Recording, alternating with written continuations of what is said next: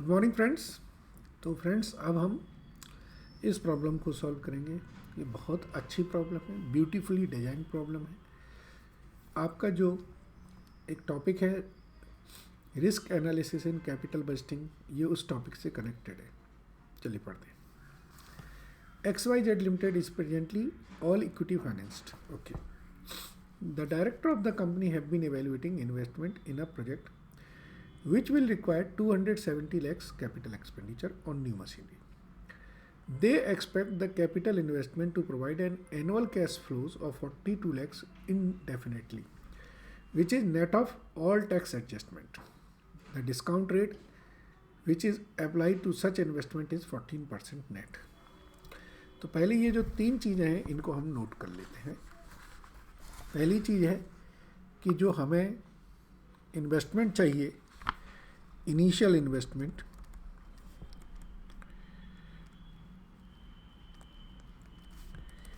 ये हमारा है 275 का। नंबर 2, जो कैश फ्लो आफ्टर टैक्स आएगा दैट विल बी 42 लैक्स, और ये इनफाइनाइट पीरियड के लिए है, मतलब आता ही रहेगा। तीसरा, जो डिस्काउंट रेट है वो इन्होंने बोला 14% है। डिस्काउंट रेट या मतलब इनकम की जो परसेंटेज है वो है। The director of the company believe that the current capital structure fails to take advantage of tax benefit of the debts and propose to finance the new project with undated perpetual debts secured by the company's assets. The company intend to issue sufficient debt to cover the cost of capital expenditure and the after tax cost of issue. Okay.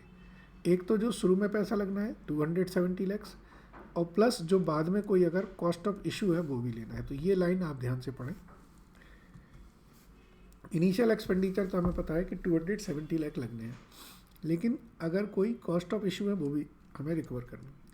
The current annual gross rate of investment required by the market on corporate undated debts is 10% and the after tax cost of issue is expected to be 10 lakhs.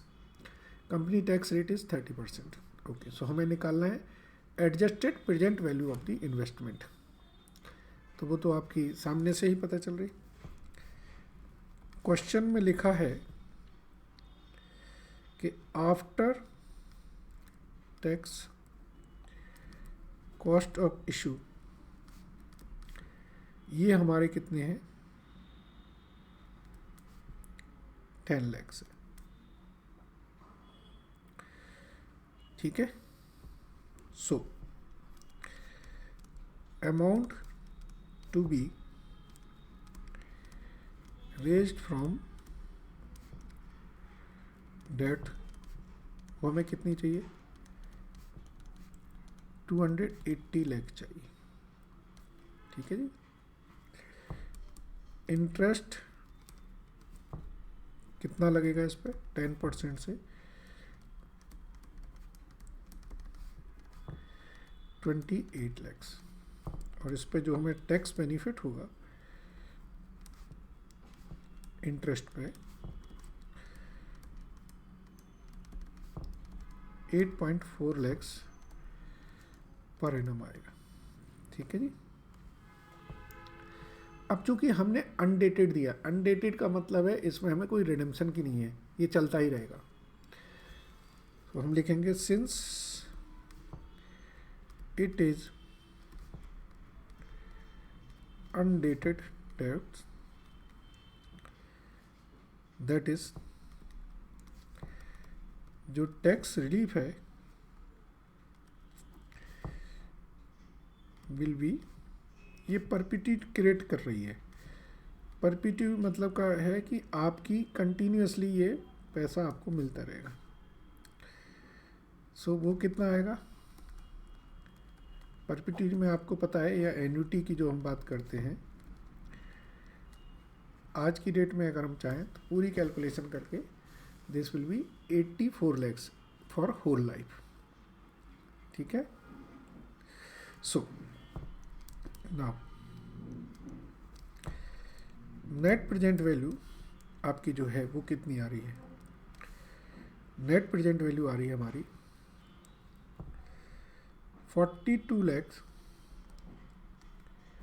आपको life time मिलता रहेगा, minus 270 lakhs जो आपको लगाना, that is 30 lakhs present है ये अभी। सो adjusted present value क्या होगी? जो हमारी बेस में नेट प्रेजेंट वैल्यू आ रही है minus cost of issue plus tax relief on interest, 30 minus 10 plus 84 lakh, that is 104 lakh। ये आपकी एडजस्टेड प्रेजेंट वैल्यू आई है। क्वेश्चन में एडजस्टेड प्रेजेंट वैल्यू पूछा है ना। ठीक है, नंबर 2 पूछा है एडजस्टेड डिस्काउंट रेट।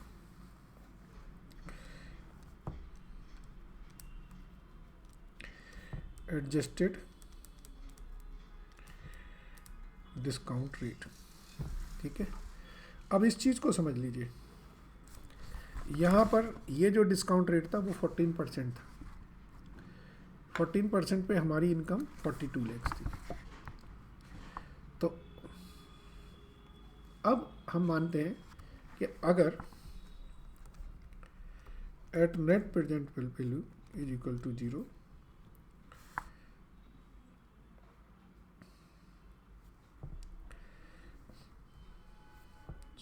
हम कहते हैं लेट एनुअल इनकम, ये हमारी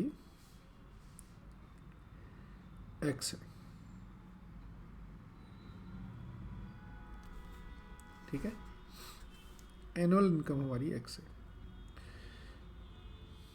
अब हमें ये एनपीवी चाहिए। सो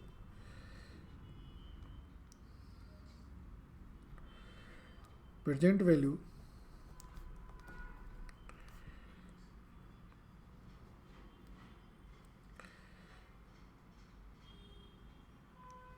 इज इक्वल टू क्या होगा?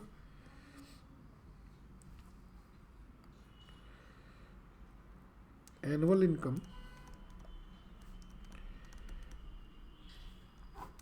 डिवाइडेड बाई 14% माइनस 280 lakhs, यानी कि 104 lakhs is equal to X upon 14% minus 280 lakhs।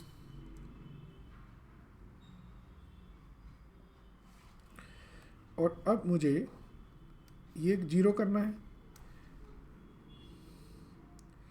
तो अगर मुझे इसे जीरो करना है तो मेरी इम्पैक्ट क्या रहेगा?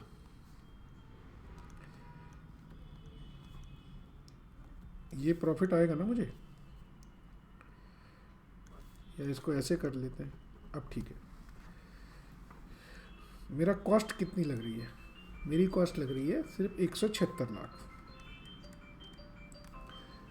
पॉइंट को समझिए, उनका कहना है कि भाई जब हमारा 42 लाख रुपए की इनकम है और 14% की हमारी डिस्काउंट रेट है, इसका मतलब है कि हम पूरा होल लाइफ में 300 लाख कमाएंगे इससे। तो एनपीवी आ रही थी हमारी 30 lakhs। फिर जब हमने डेट्स को इंसर्ट कर लिया तो नेट प्रेजेंट वैल्यू हो गई हमारी 104 लाख। अब अगर मैं इस प्रेजेंट वैल्यू को जीरो कर देता हूँ, यानी कि मुझे कितना इनकम, कितना पैसा कमाना है जिससे कि मेरा ये जीरो हो जाए, ठीक है ना। 280 लाख रुपए लग गए, 104 लाख मुझे प्रेजेंट वैल्यू से आए, यानी कि मुझे सिर्फ 176 लाख रुपए कमाने हैं जो मैं एनुअल इनकम से कमाऊंगा, ठीक है। So that will be x is equal to 176 into 14%, that comes to 24.64 lakhs per annum. यानी कि अगर मैं पर एनम 24.64 लाख कमाता हूँ, जो मेरा 42 लाख रुपए था, तो भी मेरी प्रेजेंट वैल्यू 0 आ जाएगी। सो डिस्काउंट रेट क्या है? डिस्काउंट रेट आएगा 24.64 अपॉन 280, दैट कम्स टू 8.8%।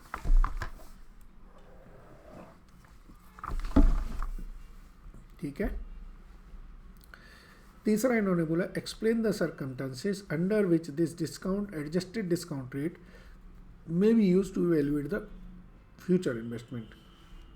ओ वाह, ये कह रहे हैं कि अब ये जो 8.8% का है, इसी से हम फ्यूचर इन्वेस्टमेंट करें, तो ऐसा तो प्रैक्टिकली पॉसिबल नहीं है। ये तभी पॉसिबल है,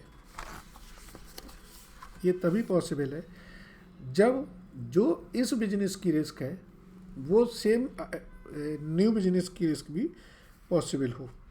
तो ये तीसरा मैं लिख देता हूँ, सर्कमस्टांसेस।